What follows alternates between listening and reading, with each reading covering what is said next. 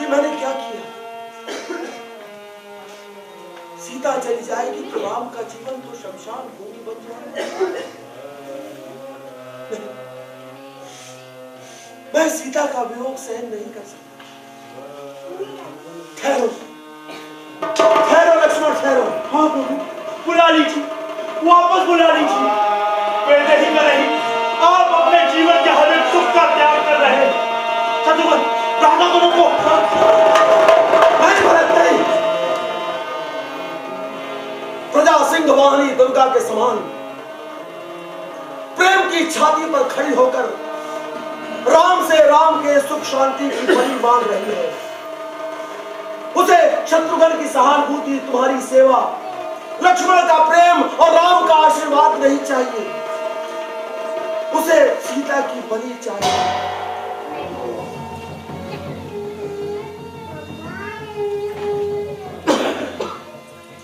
अभी तक मैं समझता था कि प्रजा जो अपराध करती है उसका दंड राजा देता है, लेकिन आज समझ में आया कि राजा होना स्वयं में एक अपराध है और जिसका दंड प्रजा देती है। कैसा कैसा भीषण दंड है ये। हृदय शांत हो जा, आंसू सूख जाओ, जाओ जाओ दशरथ कुल की नंदिनी, भरत लक्ष्मण शत्रुघ्न की पूज्य देवी, अभागे राम की जीवन संजनी, प्रजा की इच्छा और पति के कर्तव्य पालन हेतु एक बार फिर वन को जाओ। जगत देखे सती स्वामी का कितना ध्यान रखती है। दिखा दो तुम जो पत्नी पति का मान रखती है। करे प्रकाशमय हर घर को दीपक बन के कर्म उसका। सिखा दो स्त्री जाति को फिर एक बार धर्म उसका।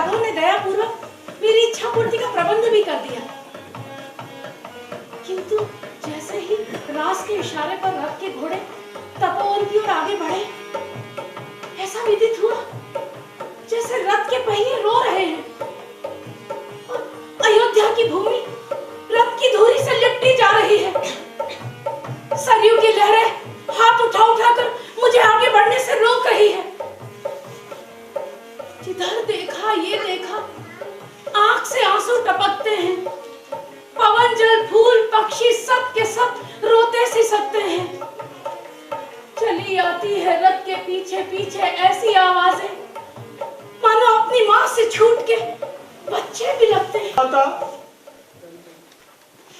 बस क्या बात है?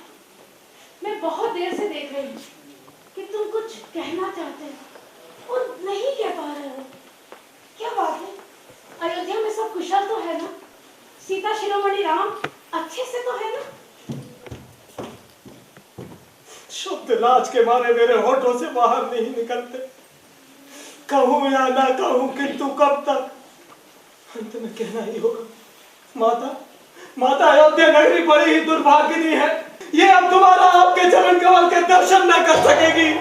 अर्थात लंका में रहने के कारण माता, प्रजा के मूर्ख जन आपकी निंदा करते हैं। निंदा?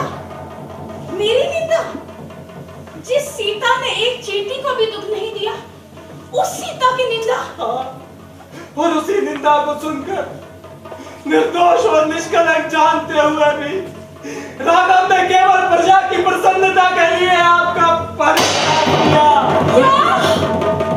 त्याग?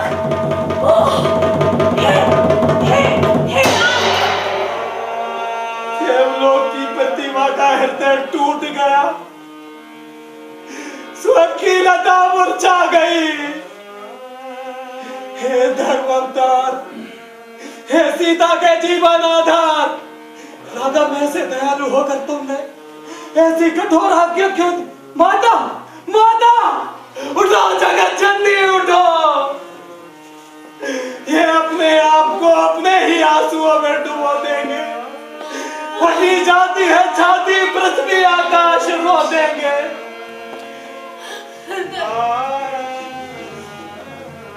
अपमान ज्वाला में जल जा।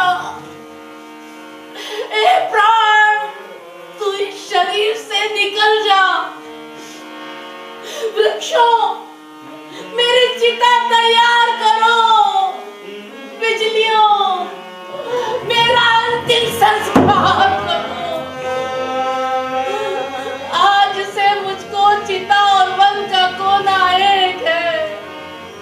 अब मेरा संसार में होना न होना एक है। मर गए जीवन के सुख, शमशान है सीधा मेरा। धरती स्वामी ने जब तक व्यस्त है सीधा मेरा। शांत माते, शांत। ईश्वर की ऐसी ही इच्छा थी। ये समझकर इस दुख को सहन कीजिए। सांत्वना किस मुख से दूं? डूबा हुआ हूं शर्म में। भोगना पड़ता है सबको जो लिखा है कर्म में। कैसा दुख और कैसी वेदना। यदि राम की संतान मेरे गर्भ में न पल रही होती तो मैं त्याग शब्द सुनते ही गंगा नदी में डूबकर अपने प्राण त्याग देती। बोलो लक्ष्मण, बोलो। जब मुझसे ऋषियों की स्त्रियां पूछेंगी कि राम जैसे दयालु पति ने तुम्हें क्यों त्याग दिया, तब मैं उन्हें क्या उत्तर दूंगी? लाज से सर झुका लेने के सिवा मैं उन्हें पति धर्म का कैसे विश्वास दिला सकूंगी? इस निंदा से बचने के लिए सीता जाकर किस धाम बसे? वो नयन सदा रोएंगे जिन नैनों में राम। माता, मैं ईश्वर धर्म सृष्टि सबको साक्षी करके और जिस राम को मैं अपना इष्ट देवता समझता हूँ, उन्हीं राम की सौगंध खाकर कहता हूँ माता, आपके इस दुख का कारण राम नहीं, राम की पिरसा है। हृदय में पिछले सुख की देखकर तस्वीर रोते हैं। यहाँ पर आप रोती है, वहाँ रघुवीर रोते हैं। राम रो रहे हैं मेरे लिए, मुझे भागिन के लिए रोते हैं।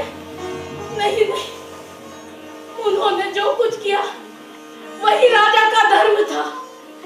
जाओ जाओ लक्ष्मण, जाओ उनके आंसू पोंछो, उन्हें सांत्वना दो, उन्हें मेरे दुखी ना होने का विश्वास दिलाओ। प्रजा के सुख में ही राम का सुख है और राम के सुख सीता का सुख है। राम ने वनवासी बनकर अपने पिता के प्राण की रक्षा की थी ना, तो सीता भी वनवासी बनकर अपने पति के राज्य कर्तव्य की रक्षा करेगी। कितना आश्चर्य है, इतने दुख पर भी मैं अभी तक जी रहा हूँ। रंग चेहरे का मेरे लाज के कट जाता है, ऊँट तो कहता है प्राण पलट जाता है। लक्ष्मण, लक्ष्मण, लक्ष्मण चले गए। हे प्राण, अब तू भी जा। जब सुख गया, शांति गई, आशा गई, तब तू भी जा। सीता के फूटे बाल जो राम जैसा पति देकर भी छीन लिया, तो ये रामचंद्र जीवन भी छीन ले। यमदूतों, फूल और पत्ते की तरह इस वन के एक एक वृक्ष से फूट पड़ो। जल और बिजली के बोझ से दबे बादलों, प्रलय की गर्जन के साथ मेरे शीश पर टूट पड़ो। मैं ये नहीं कहती मुझे सुख दो, धन दो, सुख धाम दो, या तो मृत्यु दो मुझे, या मेरे श्री सीता, सीता!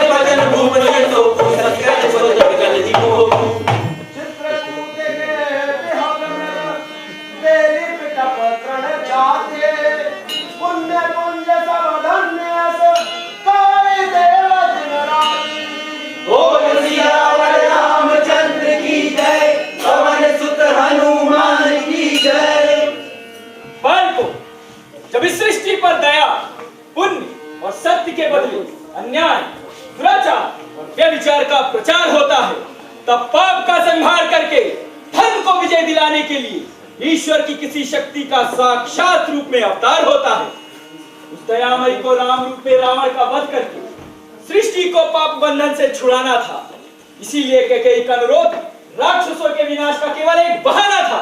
किंतु श्री रामचंद्र ने पुण्यमयी देवी सीता को वनवास देकर कैकेयी से भी अधिक कठोरता दिखाई, और फिर भी आपने रामायण के अक्षर अक्षर में उनके दया धर्म का गुणगान गाया है। सीता वनवास किया गया राम ने नहीं, राम के होठों राम की प्रजा ने की है।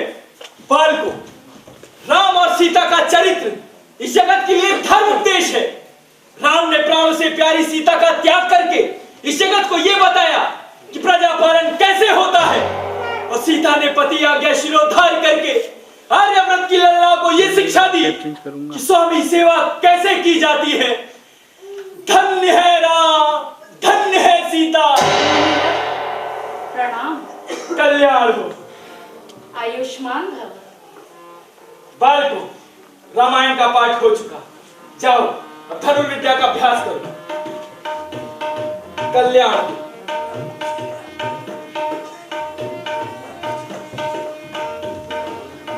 बेटी सीता, तुम्हारे ये दोनों सुपुत्र लव और कुश मेरे द्वारा दी हुई शिक्षा में निपुण हो चुके हैं। अब मैं तुम्हारी जीवन गाथा और इनकी जन्म कथा सुनाकर राम को पति और पिता का कर्तव्य याद दिलाने के लिए शीघ्र ही अयोध्या जाने वाला हूं, और मुझे पूरा विश्वास है। ये क्या? राम और अयोध्या का नाम सुनते ही तुम्हारी आंखों में आंसू। धीरज धरो कल्याण, धीरज धरो। दयामयी शांति से शोक संकट को बदल देंगी। आंसू एक दिन बीज बनकर सुख का फल देंगे।